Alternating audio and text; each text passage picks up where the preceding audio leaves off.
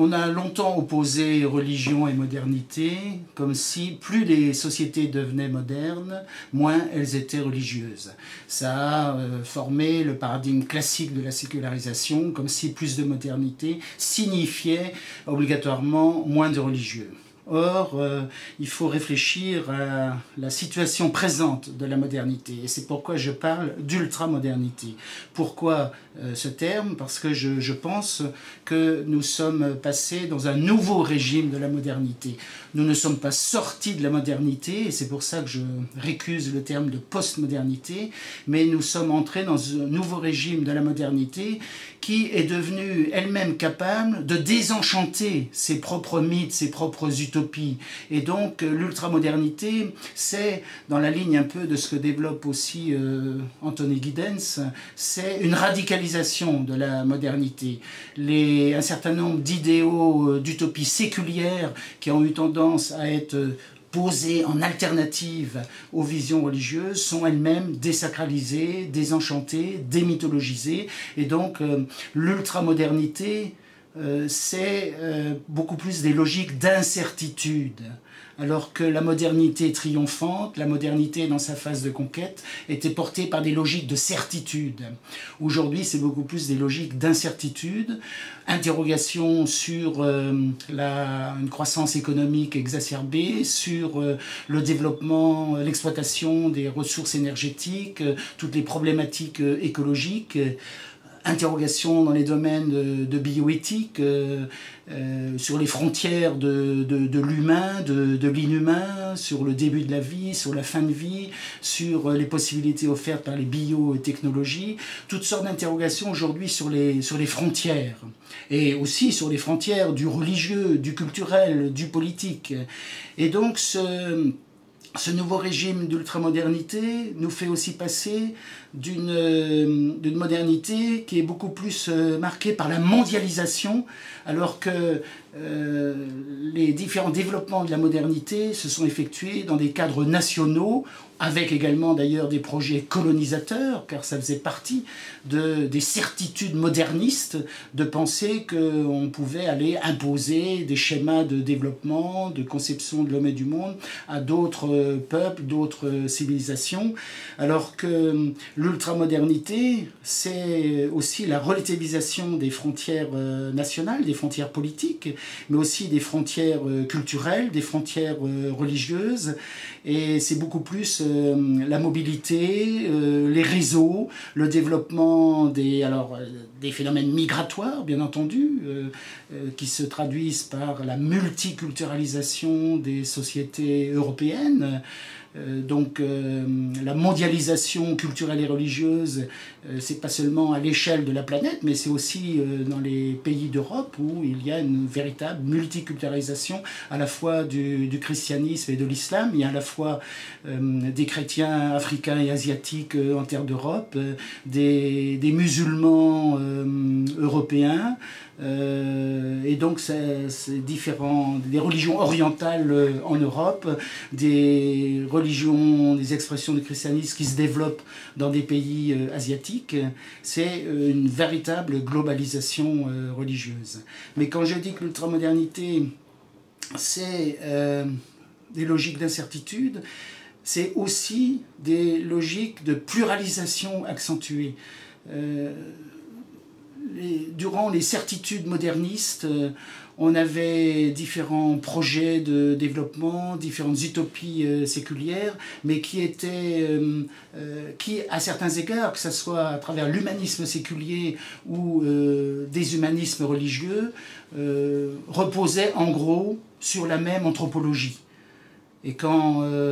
en France le ministre Jules Ferry disait qu'il fallait enseigner dans les écoles laïques la morale de nos pères, quelles que soient les justifications philosophiques ou religieuses que l'on apportait à cette morale de nos pères, il présupposait qu'il y avait en quelque sorte une morale universelle qui faisait consensus. Or aujourd'hui, les sociétés ultramodernes sont marquées par une pluralisation non seulement des légitimations, de la façon de légitimer le bien vivre,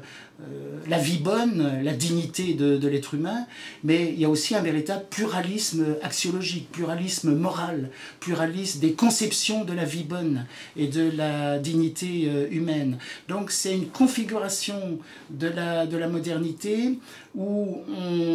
qui réaménage la place et le rôle du religieux dans les sociétés contemporaines. Ce n'est plus le heurt frontal, même s'il continue, ce heurt frontal entre des certitudes modernistes et des visions religieuses de l'homme et du monde. Quand je dis qu'il continue,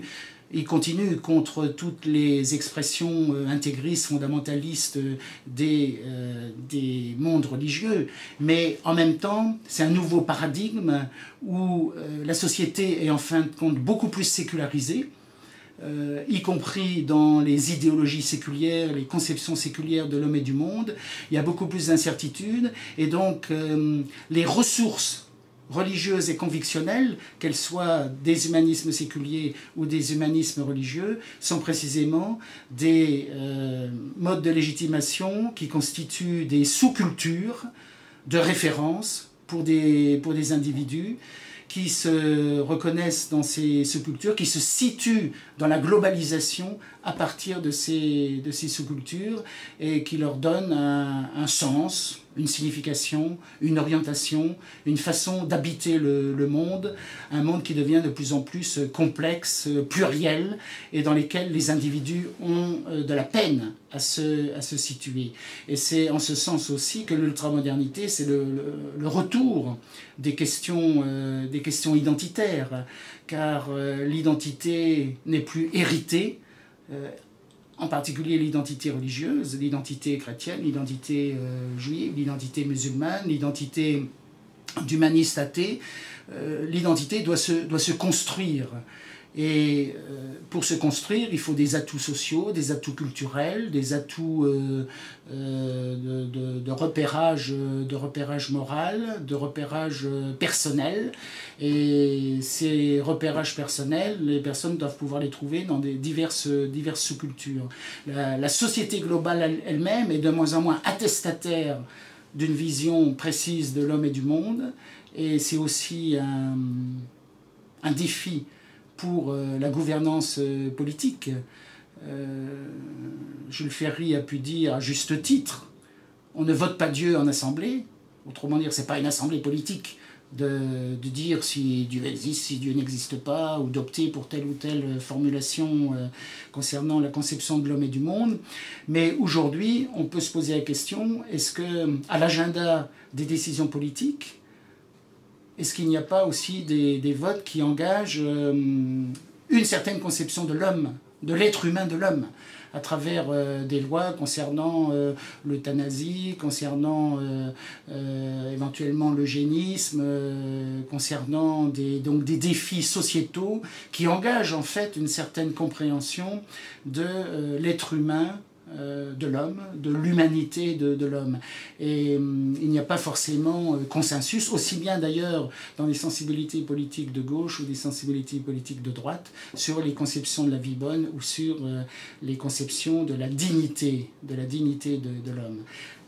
Donc l'ultramodernité, c'est aussi un pluralisme axiologique, un pluralisme des morales beaucoup plus prononcé, et qui peut être un petit peu inconfortable pour les individus. Certains sociologues parlent d'incertitude identitaire, d'insécurité culturelle. Et c'est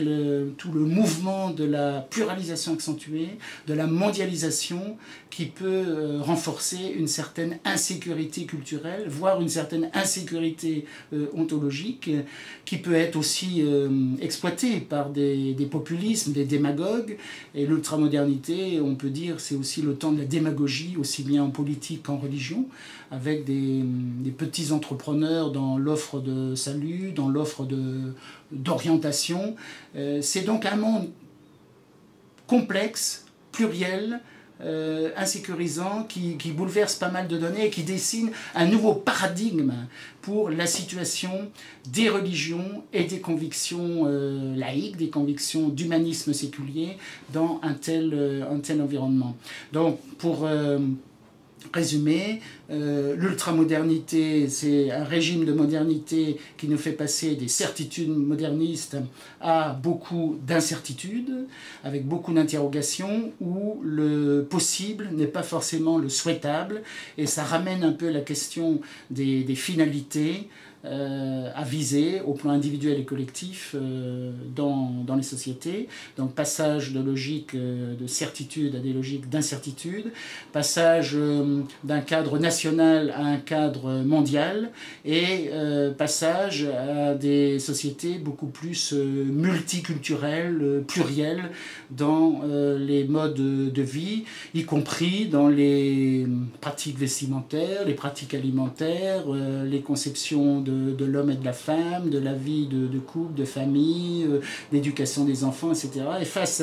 à de telles évolutions, il y a une activation du débat social et du débat politique sur, à nouveau frais, la laïcité, les laïcités, l'autonomie respective du religieux et du politique, la façon de régler en démocratie pluraliste la place et le rôle des convictions religieuses et philosophiques, les limites à donner pour préserver l'ordre démocratique à un certain nombre de visions extrémistes, et en même temps